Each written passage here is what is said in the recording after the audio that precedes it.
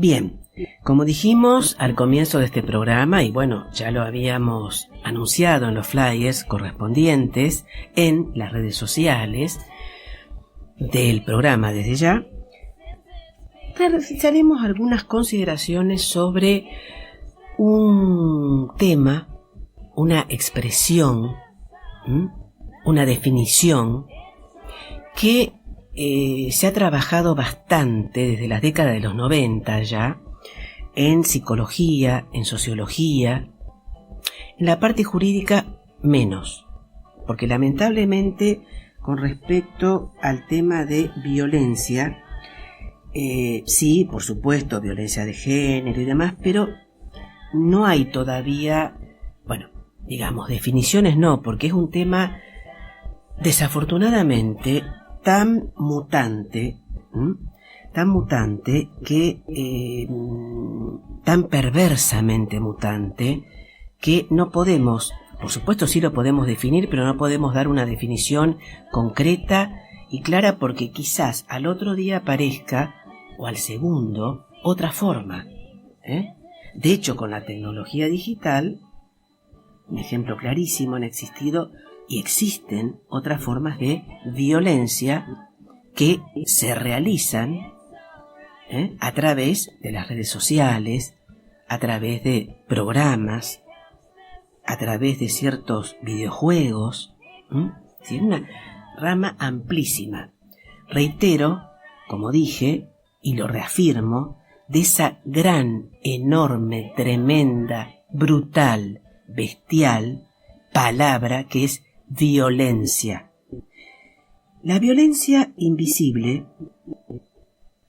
es esa que es dura, es humillante, es maltrato, y que en la mayoría de los casos ni la podemos percibir como tal, porque es tan reptante, tan perversamente y asfixiantemente sutil, sutil por el psicópata o la psicópata que la realiza, desde ya, que la ejerce, que nos cuestionamos, primero ni nos damos cuenta, son gestos, son palabras, son miradas, son silencios. Y entre las víctimas no solamente están las mujeres, porque hay un sector muy importante y que respeto muchísimo de la rama que estudia la violencia invisible, que la focaliza en la violencia de género. Desde ya estoy absolutamente de acuerdo que existe y muchísimo, pero no solamente la padecen o la padecemos las mujeres, cualquiera sea su edad, su condición social. No hay límite contra la violencia. La pueden padecer los hombres o cualquiera sea la orientación sexual de la persona y la edad. Porque, reitero, puede ser en el entorno familiar, en el entorno social, en el entorno institucional, en el entorno académico. Un ejemplo.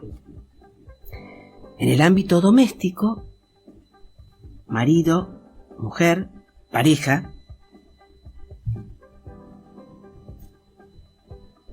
el masculino, como diríamos en la jerga más policíaca, no habla.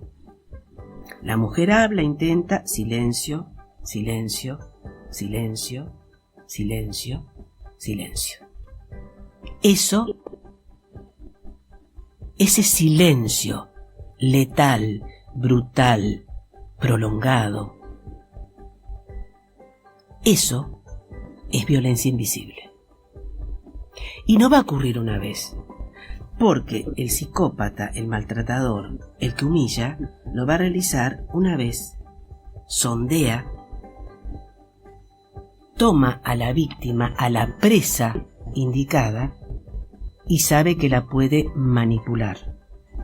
Y ninguna ni ninguno de nosotros estamos exentos porque somos seres humanos y podemos tener nuestros momentos de cierta debilidad o nuestros momentos de estar ocupando cargos de menor, de mediana, quizás de escasa importancia, pero tenemos un mediocre o una mediocre que envidia, que siente resentimiento hacia esa persona, y entonces se genera todo un entorno vicioso, viciado, que lo genera deliberadamente, porque tengamos en cuenta que esa violencia, que la podemos sufrir por la calle, que la podemos padecer nosotros caminando por la calle. Reitero, en el ámbito, los niños, niñas, en las escuelas, adolescentes, en las universidades, en el ámbito laboral, ni hablar, entre pares, con superiores, inmediatos, mediatos, en empresas. Es decir, es una gama amplísima. Sí, se nota mucho, no voy a negarlo, con respecto al tema de la violencia de género, ¿no? El tema del aislamiento familiar, social, es decir, no es necesario utilizar violencia física, no es necesario una violencia psicológica que sea a través de un gesto, de una exteriorización. Un simple silencio, una mirada, paraliza a la víctima. Eso es violencia invisible. Eso solo es violencia invisible. Eso solo, y eso tan enorme, tan traumático, es violencia invisible. Esa cuestión de, por ejemplo, estar reunidas un grupo de personas en una reunión familiar y la persona se le ignora o se le ponen de espaldas, ahí habría un lenguaje gestual, un comportamiento gestual, o directamente como que no existiera. En un lugar de trabajo se la aísla, se la lleva a una oficina diferente, no le hablan los compañeros, la ignoran, se burlan, ahí ya hay algo más visible. Pero comienza primero por el silencio, por el aislamiento, por la humillación, por la vejación. Y muchas veces, casi diría en el casi 100% de los casos, esta persona que padece ese cuadro de violencia invisible, lo comienza a sentir en su cuerpo, en su psiquis.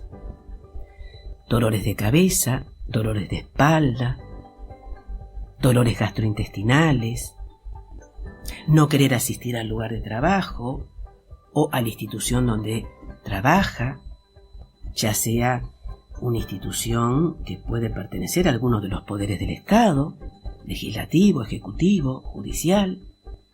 Existe mucho en el Poder Judicial y en el Poder Legislativo también. A nivel académico existe mucho también. Es decir, es muy grave, es muy importante y reitero,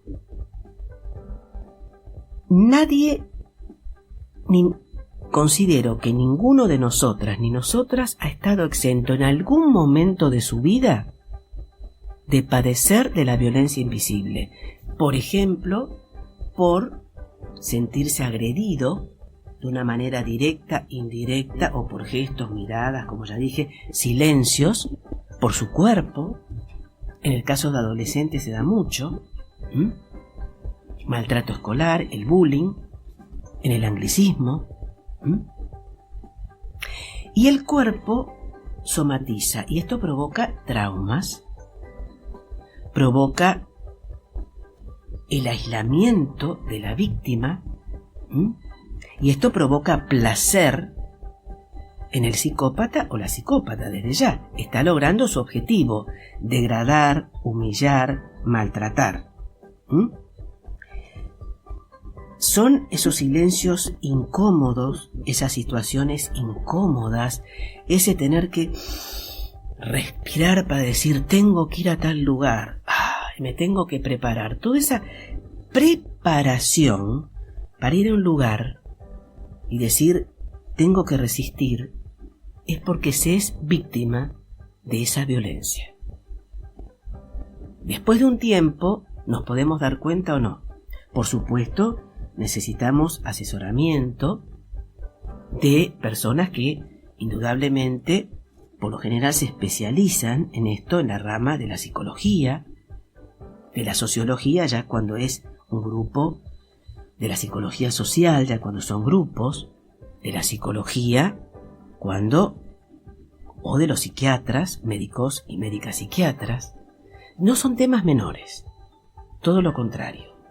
Son temas que hay que analizar y que debemos pensar y decir, no tiene importancia. No, sí la tiene.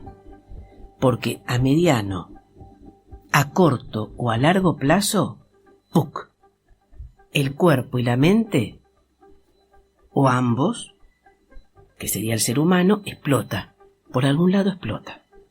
Y puede terminar, por supuesto, en un suicidio, en la inmolación, al decir de Lehmann, que lo hemos nombrado tantas veces, Heinz Lehmann, este médico psiquiatra alemán que se radicó en Suecia, que hizo tantos estudios sobre lo que denominó el psicoterror, en el ámbito laboral, pero en general sobre todo el tema de violencia, en el trato degradante que daban, lo dije ya varias veces, pero lo reitero porque es muy importante, degradante, brutal, deliberado, que daban, bajo el régimen nazi, a los prisioneros en los campos de concentración, a los diferentes, homosexuales, judíos, los que no eran de raza aria, los más débiles. Y eso es la violencia. Ahí nace y se estudia la violencia. No debemos olvidar esos estudios, porque en estos momentos en que hay una ultraderecha muy fuerte en todo el mundo y un resurgimiento de estos regímenes totalitarios o cuasi, o afines a ellos, hay mucha violencia, deliberada en la mayoría de los casos, para llegar al caos y tomar el poder. Bien, daremos por finalizado este Abrir los Ojos de este viernes 17 de marzo del 2023 y nos reencontraremos el próximo en un día muy especial que merece ser recordado y que debe ser recordado, como es un 24 de marzo. No solamente en Argentina, por supuesto en Rosario, en la región, sino en América Latina y en el mundo en general. Buenas noches.